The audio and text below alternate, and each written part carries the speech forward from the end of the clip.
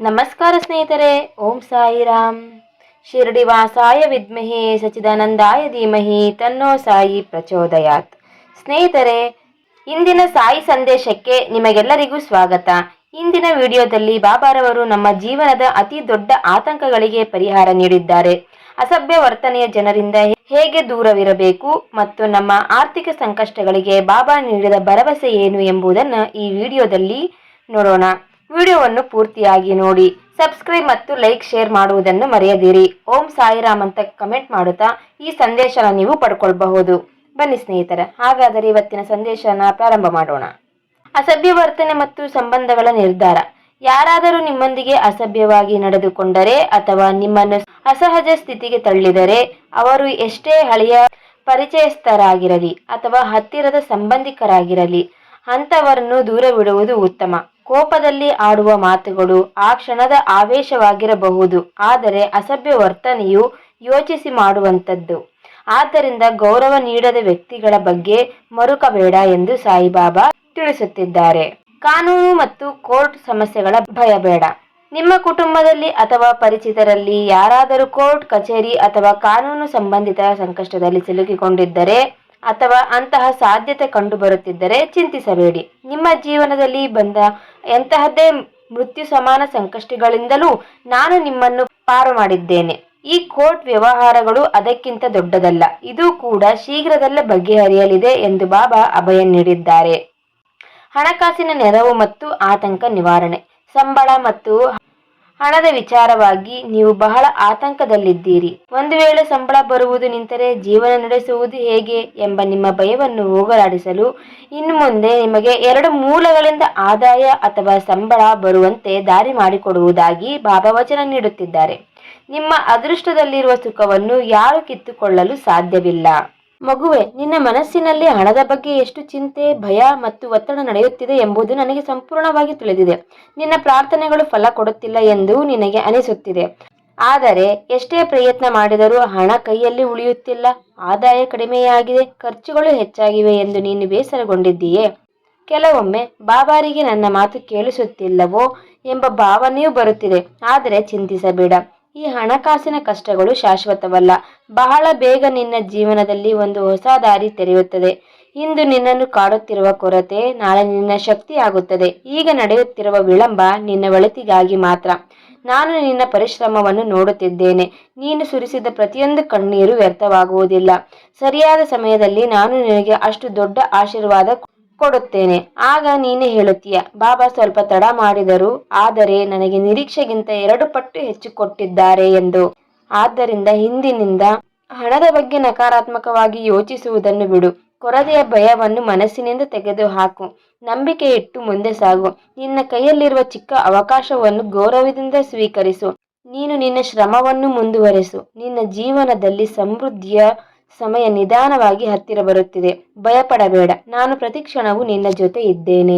ಮಗುವೆ, ಹಣವನ್ನು ಪ್ರೀತಿಸು, ಆದರೆ ಅದರ ಹಿಂದೆ ನಿನ್ನ ಶಾಂತಿಯನ್ನು ಕಳೆದುಕೊಳ್ಳಬೇಡ. ಪ್ರತಿಕ್ಷಣವೂ ಹಣದ ಚಿಂತೆಯಲ್ಲಿ ಬದುಕುವುದು ಸಮೃದ್ಧಿಯಲ್ಲ, ಅದು ಭಯ. ಹಣವು ಸಂಬಂಧಗಳಂತೆಯೇ, ಅದಕ್ಕೂ ಸಮತೋಲನ ಮತ್ತು ಸಹನೆ ಬೇಕು. ನಿನ್ನ ಜೀವನದಲ್ಲಿ ಹಣ ಶಾಶ್ವತವಾಗಿ ಉಳಿಯಬೇಕೆಂದರೆ ಅದನ್ನು ಬುದ್ಧಿವಂತಿಕೆಯಿಂದ ಬಳಸುವುದನ್ನು ಕಲಿತುಕೋ. ಪ್ರತಿಯೊಂದು ಆಸೆಗೆ ತಕ್ಷಣ ಖರ್ಚು ಮಾಡುವುದಕ್ಕಿಂತ ಸ್ವಲ್ಪ ತಾಳ್ಮೆ ಮತ್ತು ಯೋಚನೆ ಇಟ್ಟುಕೋ. ಯಾವಾಗಲೂ ಹಣವನ್ನು ಬಿಗಿಯಾಗಿ ಹಿಡಿದುಕೊಂಡರೆ ಮನಸ್ಸಿನಲ್ಲಿ ಕೊರತೆಯ ಭಯ ಹೆಚ್ಚುತ್ತದೆ.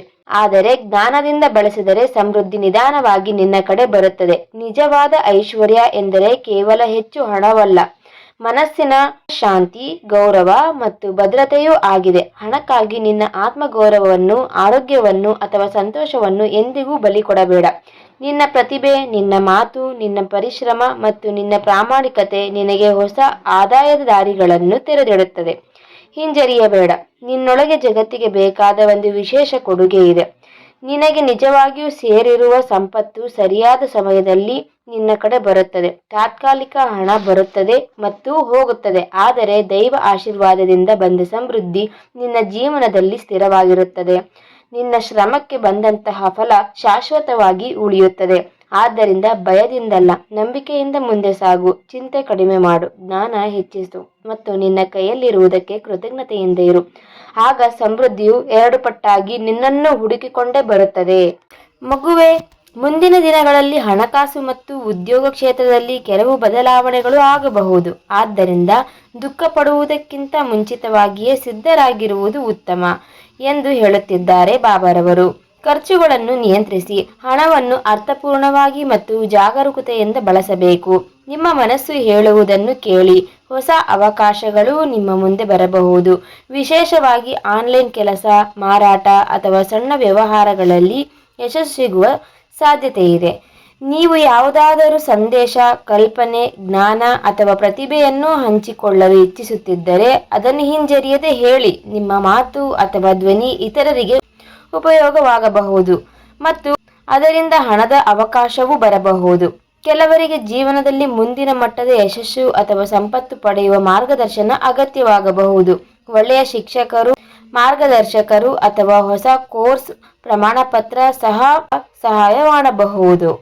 ಆತ್ಮ ಮಾರ್ಗದರ್ಶಿಗಳು ಎಂದರೆ ದೈವಿಕ ಶಕ್ತಿ ಅಥವಾ ಒಳಗಿನ ಪ್ರೇರಣೆ ಎಂದು ಅರ್ಥ ಮಾಡಬಹುದು. ಅಂದರೆ ಇಂಟ್ಯೂಷನ್ ಪವರ್ ಆದರೂ ಆಗಿರಬಹುದು ಅಥವಾ ಯಾರಾದರೂ ನಿಮಗೆ ಗೈಡೆನ್ಸ್ನ ಕೊಡಬಹುದು.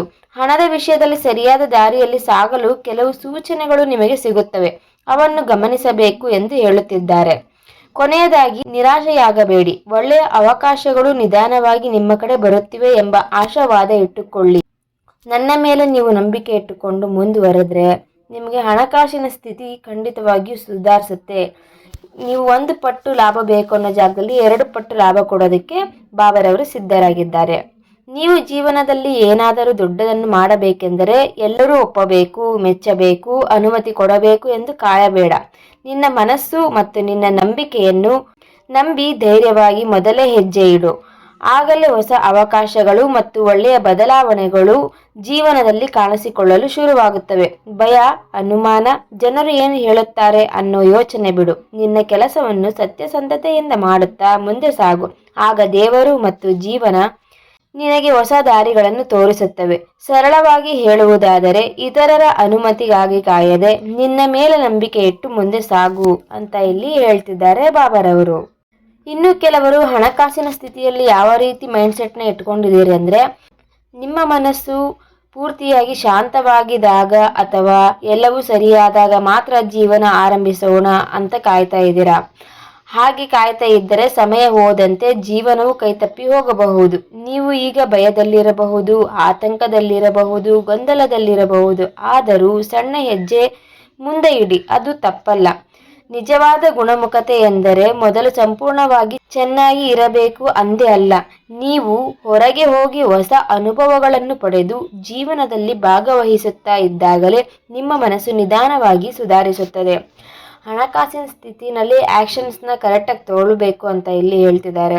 ನೀವು ಆ್ಯಕ್ಷನ್ಸ್ನ ತೊಗೊಂಡ್ಲಿಲ್ದಂಗೆ ಬರೀ ಇಮ್ಯಾಜಿನೇಷನ್ನಲ್ಲೇ ಇದ್ದೀರಾ.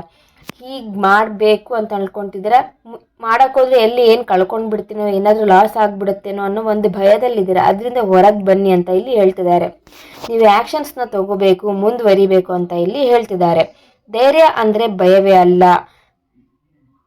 ಧೈರ್ಯ ಅಂದರೆ ಭಯವೇ ಇಲ್ಲ ಅನ್ನೋದು ಅಲ್ಲ, ಭಯ ಇದ್ದರೂ ಕೂಡ ಮುಂದೆ ಹೋಗೋದು. ಎಷ್ಟೇ ಭಯ ಇದ್ರೂ ಹೆದರೋದಕ್ಕೆ ಹೋಗ್ಬೇಡಿ. ಬಾಬಾರವರು ನಿಮ್ಮ ಜೊತೆಗಿದ್ದಾರೆ. ಈ ಸಂದೇಶ ನಿಮಗೆ ಸಿಕ್ಕಿದೆ ಅಂತಂದರೆ ನಿಮ್ಮ ಹಣಕಾಸಿನ ಸ್ಥಿತಿ ಆಗಿರಲಿ, ಇನ್ಯಾವುದೇ ಪರಿಸ್ಥಿತಿ ಆಗಿರಲಿ ಬಾಬಾರವರು ಸರಿ ಮಾಡ್ತಾರೆ. ಭಯ ಇದ್ದರೂ ನಿಲ್ಲಬೇಡಿ. ಮುಂದೆ ಸಾಗಿದರೆ ಜೀವನವೇ ನಿಮ್ಮನ್ನು ನಿಧಾನವಾಗಿ ಗುಣಪಡಿಸುತ್ತದೆ. ನಿಮ್ಮ ಇಚ್ಛೆಯಂತೆ ಎಲ್ಲವೂ ಸರಿಯಾಗುತ್ತದೆ. ಮಂದಿರ ಸ್ಥಾಪನೆಯ ಸಂಕಲ್ಪ. ಮಂದಿರವೊಂದನ್ನು ನಿರ್ಮಿಸಬೇಕೆಂದು ಅಥವಾ ಧಾರ್ಮಿಕ ಕೆಲಸ ಮಾಡುವ ದೊಡ್ಡ ಆಸೆ ನಿಮ್ಮ ಮನಸ್ಸಿನಲ್ಲಿದೆ. ಆ ಕನಸು ಖಂಡಿತವಾಗಿಯೂ ನನಸಾಗಲಿದೆ. ಆದರೆ ಆ ಮಂದಿರ ಅಥವಾ ಪುಣ್ಯಕ್ಷೇತ್ರವು ಯಾವುದೇ ಭೇದ ಭಾವವಿಲ್ಲದೆ ಎಲ್ಲರಿಗೂ ಸಮಾನವಾಗಿ ಪ್ರೀತಿ ಮತ್ತು ಗೌರವ ಸಿಗುವ ತಾಣವಾಗಲಿ ಎಂಬುದು ಬಾಬಾರವರ ಆಶಯವಾಗಿದೆ. ನಾನು ನಿಮ್ಮ ಜೊತೆಗಿದ್ದೇನೆ. ಜನರ ಮಾತುಗಳಿಗೆ ಅಥವಾ ವರ್ತನೆಗಳಿಗೆ ಭಯಪಡಬೇಡಿ. ಕಾಲ ಕಳೆದಂತೆ ಎಲ್ಲವೂ ಸರಿಯಾಗುತ್ತದೆ. ನಿಮ್ಮ ಎಲ್ಲ ಕನಸುಗಳು ನನಸಾಗಲಿ ಎಂದು ಸಾಯಿಬಾಬಾ ಹರಸಿದ್ದಾರೆ. ಬಾಬಾರವರು ಹೇಳಿದಂತೆ ನಮ್ಮ ಅದೃಷ್ಟದಲ್ಲಿರುವ ಸುಖವನ್ನು ಯಾರೂ ಕಿತ್ತುಕೊಳ್ಳಲು ಸಾಧ್ಯವಿಲ್ಲ.